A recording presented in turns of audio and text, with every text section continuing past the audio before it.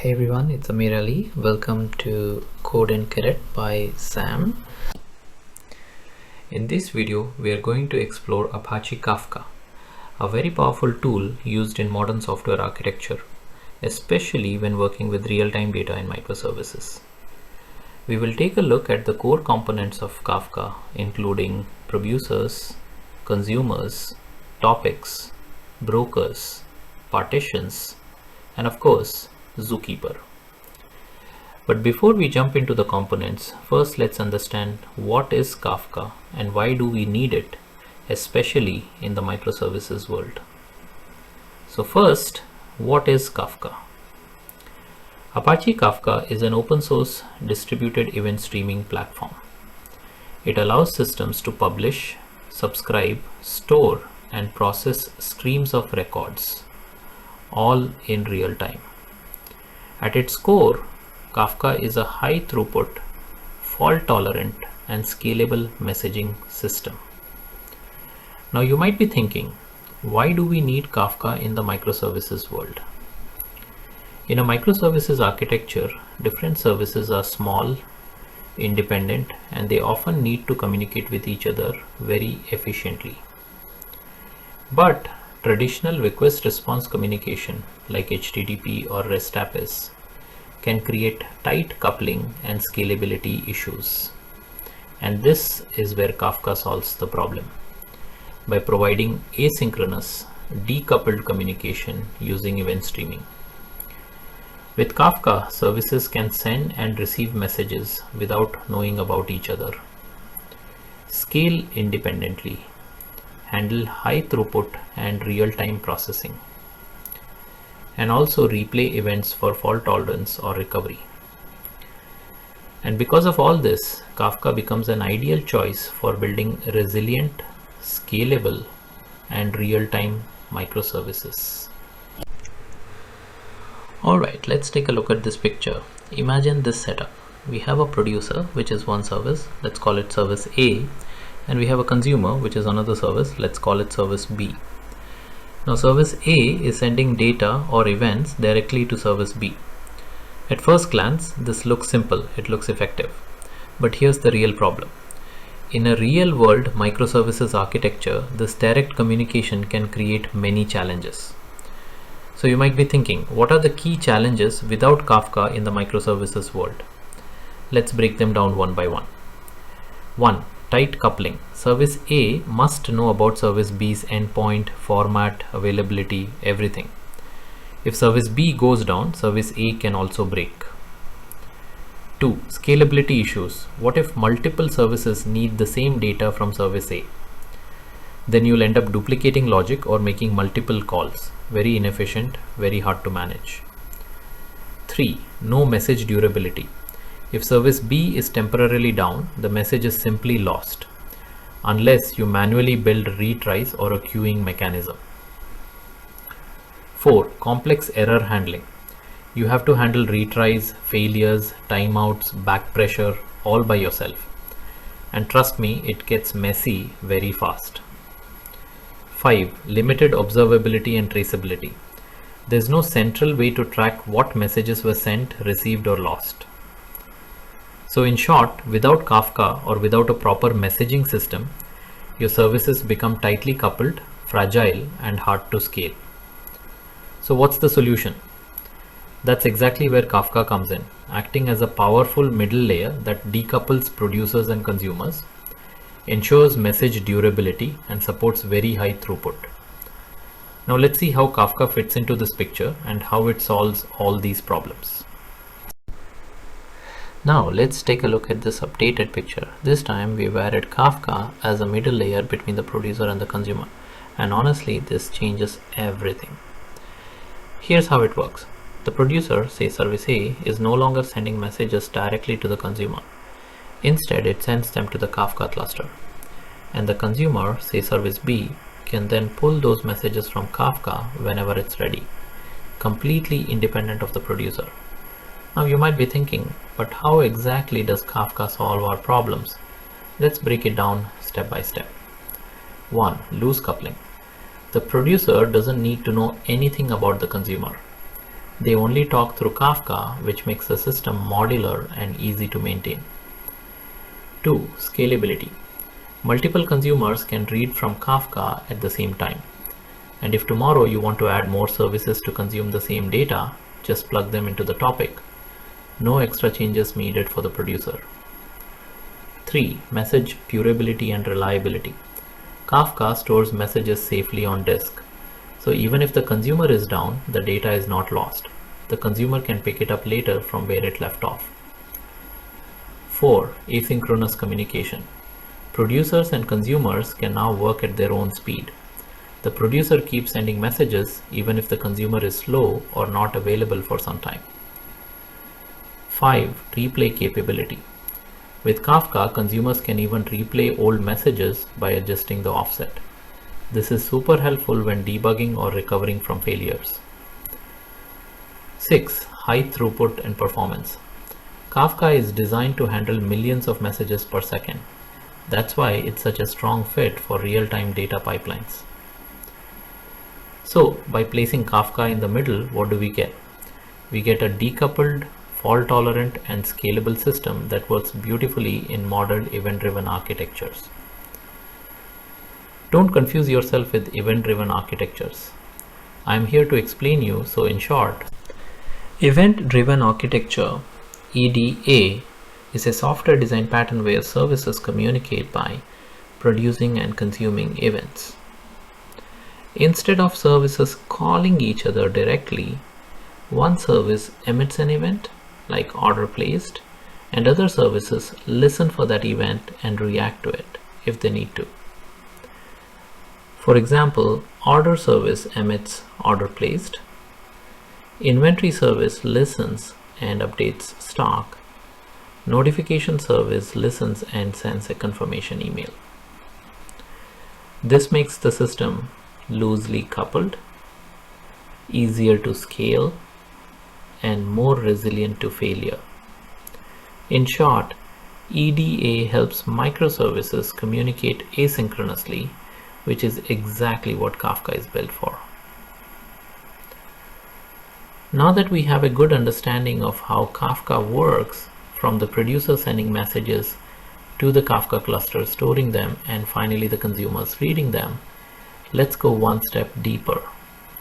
It's time to talk about the key components of Kafka, what they are, and what role each of them plays in the messaging pipeline. Because once you understand these components, you'll clearly see how Kafka gives us scalability, fault tolerance, and message durability. So let's break it down. 1. Producer. The producer is simply any application or service that sends messages to Kafka. In our example, this is the client or service A that's pushing data into Kafka topics. 2. Topics. Think of a topic like a category or a channel where messages are published. Producers send their messages to a specific topic and consumers subscribe to that topic to receive those messages. 3. Broker. A broker is basically a Kafka server. It stores and manages the messages. And remember, Kafka clusters are made up of multiple brokers so that they can handle large volumes of data and ensure high availability. 4. Consumer. Consumers are services or apps that read messages from topics. Once they receive the data, they process it as needed, maybe store it in a database, maybe send an email, or trigger a workflow. 5. Consumer group. Now this one is interesting. A consumer group is a group of consumers working together to share the load. Each consumer in the group reads from a different subset of partitions, which means we get parallel processing without any duplication inside the group. Now we have broken down or split topics and brokers. So the question is, why do we actually split data into different topics, and why are topics distributed across multiple brokers? Let's break this down step by step. What was the problem without topic or broker separation? Imagine if all messages, no matter what type or purpose, were sent to just one topic on a single broker. We would face a few serious issues. One, no clear data separation. All kinds of messages like orders, payments, user logs would get mixed up together. This makes it really hard for consumers to filter and process only the data they care about.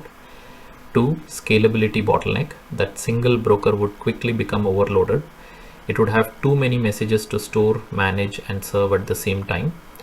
Three, difficult to maintain. If that one broker goes down, the entire messaging system goes down. No isolation, no failover, and no way to scale efficiently. That's why Kafka splits topics and uses multiple brokers. Instead of mixing everything, Kafka allows us to split messages by topic, just like you see in this diagram. Topic A for order events, topic B for payments, topic C for user logs. Now each topic is divided into partitions and distributed across multiple brokers, and this setup solves our earlier problems beautifully. 1. Clear data separation. Services subscribe only to the topics they need, improving performance and reducing complexity. 2. Scalable architecture. Multiple brokers share the load, so Kafka can handle massive amounts of data efficiently. 3. Fault tolerance. If one broker goes down, others still continue serving data. Plus, Kafka replicates partitions to ensure high availability. 4. Parallel processing. Consumer groups can read from partitions in parallel, which speeds up message consumption and boosts throughput. Now that we have organized our messages into different topics, let's talk about another very important Kafka component, which is partitions. As you can see in the diagram, each topic is split into multiple partitions labeled A, B, C, and so on. But the question is, why do we even need partitions? Let's first understand the problem if we don't use them. The problem without partitions. 1. Single-threaded processing. If a topic has no partitions, it behaves just like a single queue. That means only one consumer can read from it at a time, which limits throughput. 2. No parallelism. Even if you have a consumer group with multiple instances, only one of them will process the messages, and the rest will just stay idle. 3. Scalability bottleneck.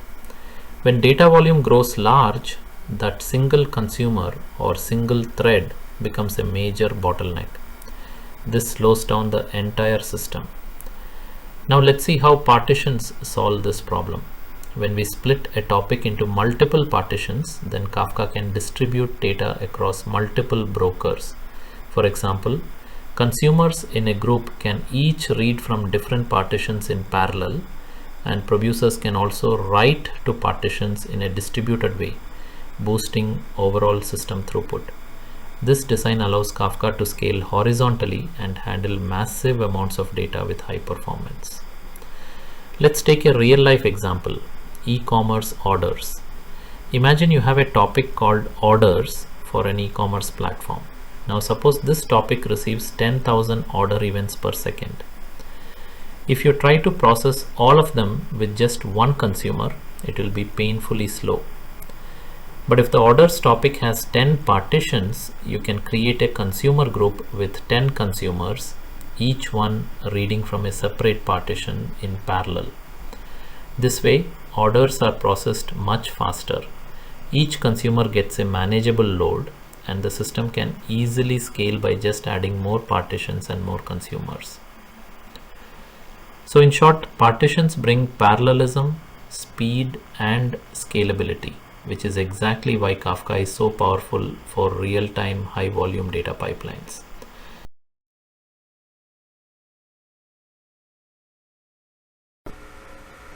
And now, last but not least, let's talk about Zookeeper, the final piece in our Kafka architecture puzzle. So the question is, what is Zookeeper and why was it needed in Kafka? Well, Zookeeper is a centralized service that Kafka used to manage and coordinate the Kafka cluster. You can think of it like the brains of the cluster, making sure all the brokers are staying in sync. Let's break this down. Why did Kafka need Zookeeper? 1. Broker management. Zookeeper keeps track of which brokers are alive and active in the cluster. 2. Leader election. In Kafka, every partition has one broker acting as the leader. Zookeeper handles the election of these leaders, especially when failures happen. 3. Cluster metadata. It stores important details about topics, partitions, and which broker is handling what. 4. Failover handling. If a broker suddenly goes down, Zookeeper helps Kafka quickly reassign that partition's leadership to another broker. So let me summarize this. Zookeeper was used to coordinate brokers, manage metadata, and maintain the overall health of the cluster. But here's an important point. In newer Kafka versions, the community is moving towards a Zookeeper-free architecture using something called the Craft protocol. And with that, my friends, we have now covered all the major components of Kafka. If you like this video, please give it a thumbs up and don't forget to subscribe to this channel. Your little support really helps me grow here. And hey, press that bell icon too, because I'm going to cover all Java interview question topics from basic to advanced level. Thanks for watching. Then see you in the next video. Bye bye and keep learning.